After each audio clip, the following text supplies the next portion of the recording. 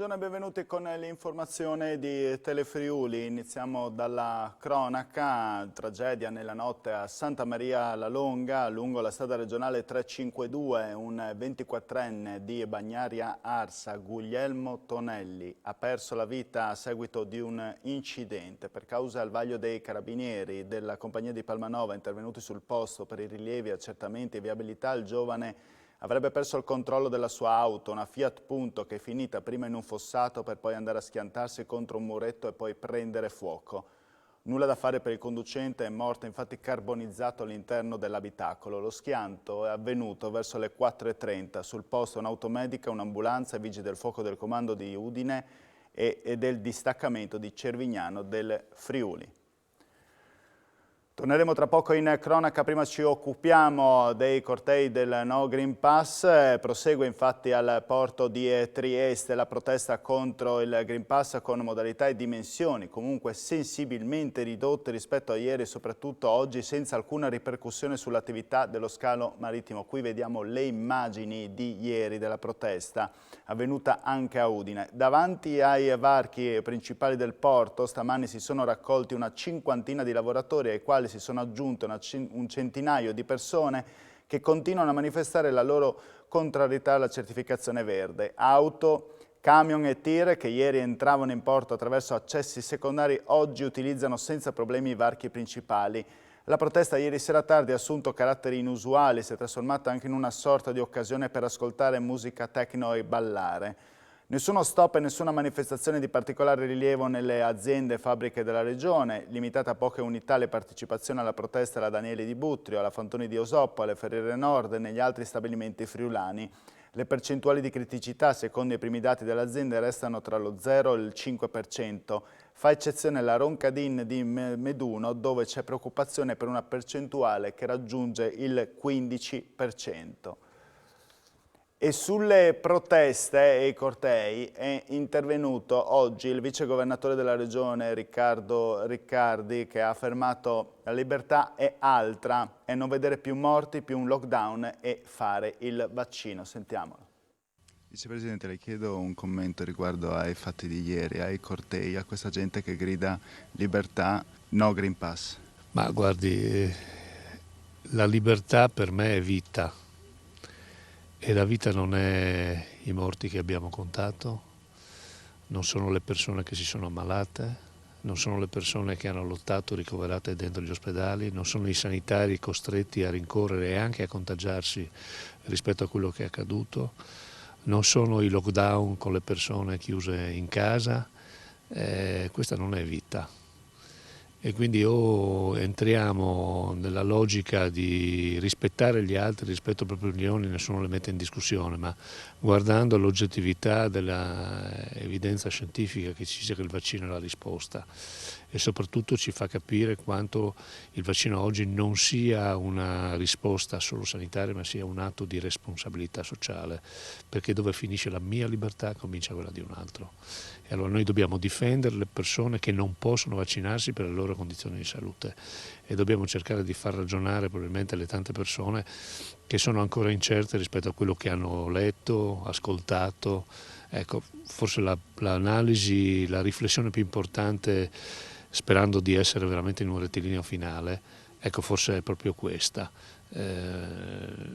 E la libertà, ripeto, è vita e la vita oggi è garantita prevalentemente dalla scelta di vaccinarsi. Noi, non soltanto per noi, ma soprattutto per gli altri.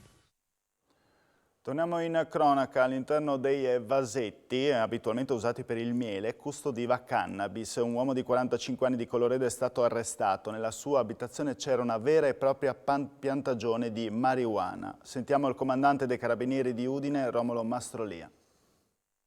I carabinieri della compagnia di Udine hanno arrestato un 45enne di Colloredo di Montalbano, indagato per i reati di produzione e detenzione di sostanze stupefacenti ai fini di spaccio.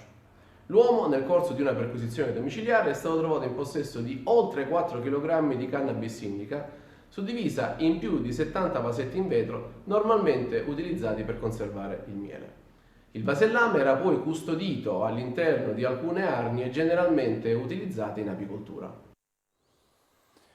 Voltiamo pagina. Per la seconda volta lo scriptorium friuliense di San Daniele del Friuli ha trovato le finestre della sede sporche di Uova Marce. Episodi che sembrano essere rivolti contro i progetti di inclusione sociale che lo scriptorium ormai da tempo sta portando avanti e che secondo il presidente Roberto Giurano siano volti soprattutto all'odio e al disprezzo del diverso.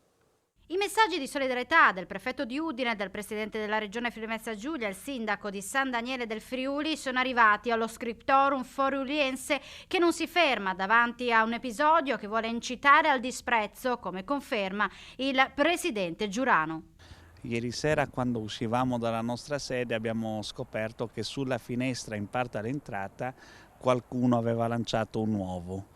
E poi abbiamo collegato questo episodio a un episodio di 20 giorni fa, ne abbiamo trovato un altro, non pensavamo che fosse un atto vandalico, adesso abbiamo collegato e invece è così. Ci sono dei fatti questi giorni che ci fanno pensare che qualcuno almeno con le parole abbia armato la mano di colui che ha lanciato questo uovo. È arrivato il messaggio del prefetto, ci è arrivato il messaggio del portavoce di Fedriga, il messaggio del sindaco, tante altre persone, tranne proprio quella parte politica che ce l'ha con noi, non si è neanche dissociata. Noi abbiamo 5 persone, 5 tirocini inclusivi con l'azienda sanitaria, persone speciali che ogni giorno realizzano la carta, fanno delle cose bellissime e noi dobbiamo tutelare loro perché a breve con questo progetto del museo diventeranno 10 e abbiamo spiegato questo, abbiamo fatto un progetto e non capisco quale mente contorta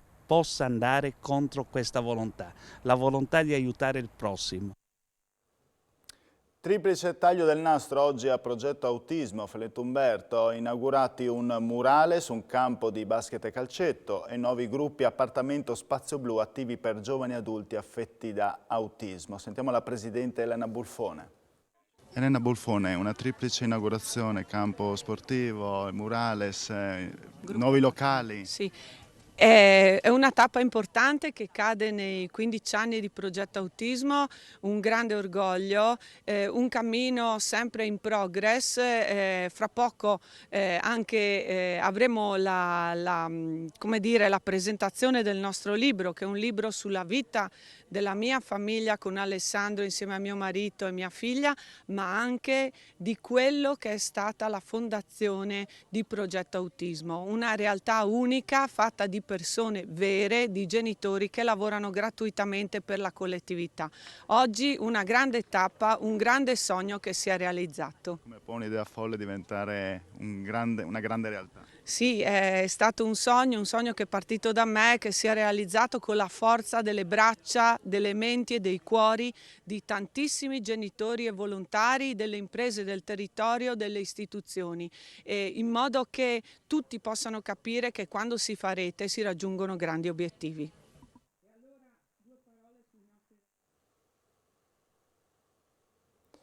Domani la Società Filologica Friulana torna a Venzone per il congresso sociale. Il sodalizio si era dato appuntamento l'ultima volta nelle località dell'Alto Friuli nel 1971. Ne abbiamo parlato con il presidente della Società Filologica Friulana, Federico Vicario. La Società Filologica Friulana torna a riunirsi a Venzone, questo è un momento davvero molto importante.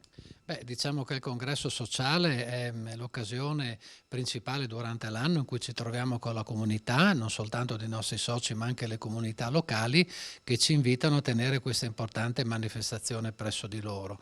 Per quanto riguarda Venzone devo dire che è un doppio piacere in qualche modo perché torniamo dopo 50 anni dal primo congresso nel 1971 che è stata un'occasione veramente molto bella in quella volta, naturalmente per un ragionamento sulla località, per il censimento dei beni culturali e insomma quant'altro.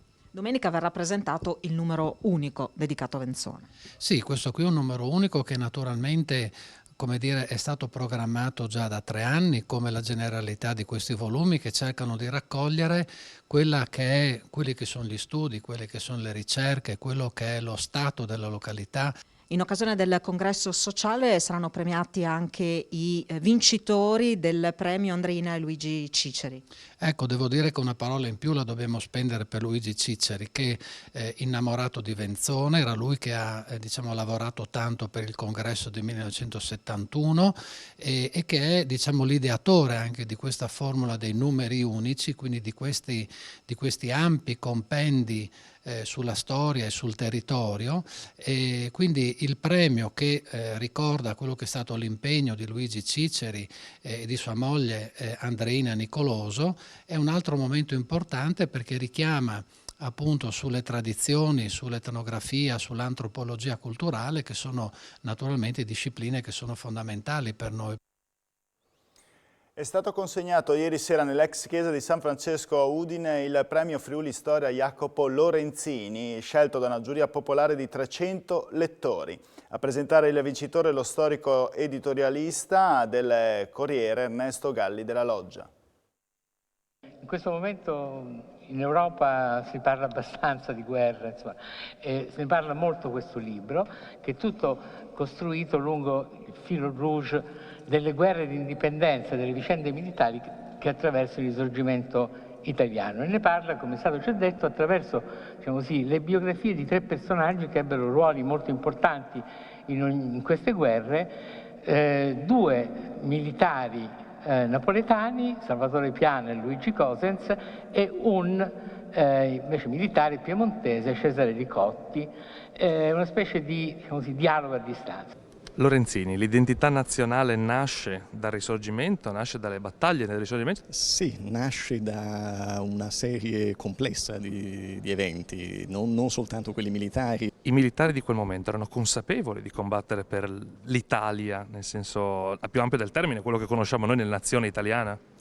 Dipende da dove provenivano, nel senso che nel mio libro rappresento queste 3 traiettorie biografiche di ufficiali che vengono dal nord, dal Piemonte, dal Meridione, dalla Sicilia e ovviamente in momenti differenti della loro vita e della storia dell'Ottocento italiano combattono contro, a favore, sopportano, subiscono, gioiscono per l'unità italiana. C'è appunto una complessità. Non ci sono più altre notizie, io vi ringrazio per la vostra cortese e fedele attenzione, vi rimando all'appuntamento a questa sera alle ore 19 per il telegiornale di Telefriuli. Grazie, arrivederci.